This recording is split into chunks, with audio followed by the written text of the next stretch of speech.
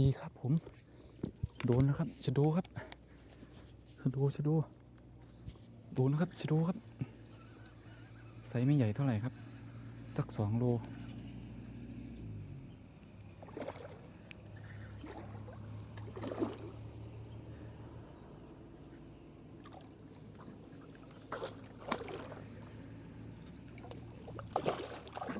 ตามมันอยู่หลายวันครับ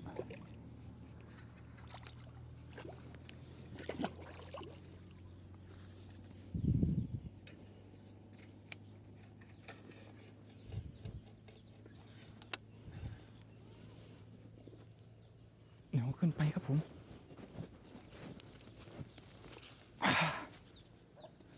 โดนแล้วครับโดนแล้วประมาณ2 โลได้อยู่ดู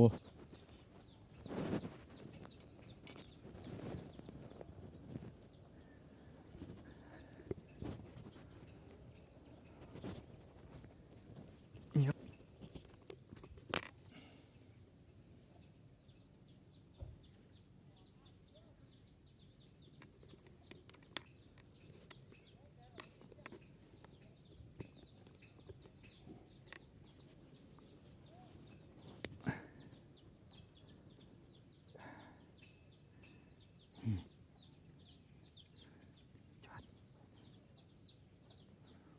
ซุ่มอยู่หลายวันโอ้มันกินปลาเสี่ยมวะนั่น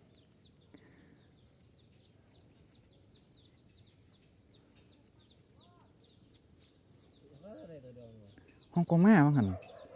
มาจอบมันครับ